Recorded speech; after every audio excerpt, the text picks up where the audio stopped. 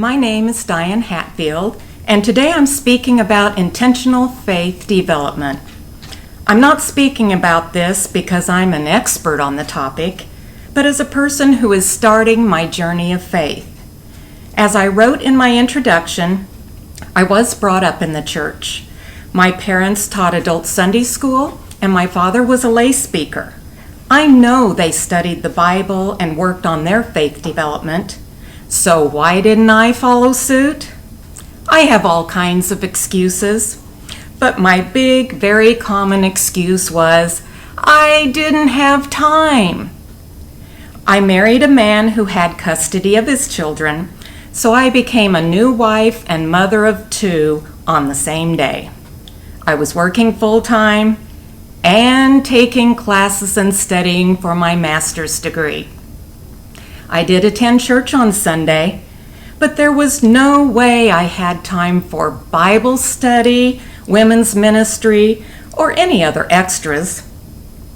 When the children were out of the home, I became more active in civic duties, hobbies, and travel. When we retired and moved to the villages, my husband and I both agreed that we were not going to get involved. We had done our share of holding offices in numerous groups. I searched for a church that had a good message and wonderful music. My plan was to sit in the back and be anonymous. But because of the radical hospitality of this church, I was not allowed to do this. I wanted more. I really wanted to be a part of this church family.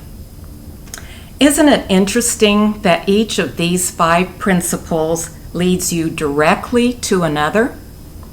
The radical hospitality drew me in. The passionate worship filled my soul.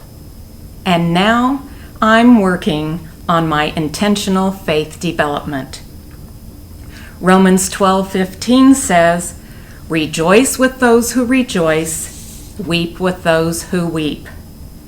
I needed the people of this church. The groups in the church that I am a part of do rejoice with me and weep with me. When I joined the women's ministry, I was given prayer beads and taught the ACTS prayer, which stands for Adoration, Confession, Thanksgiving, and Supplication. That started a more meaningful prayer life for me. I've heard beautiful testimonies and devotions from my friends that have led me to add Bible reading and devotion time to my mornings.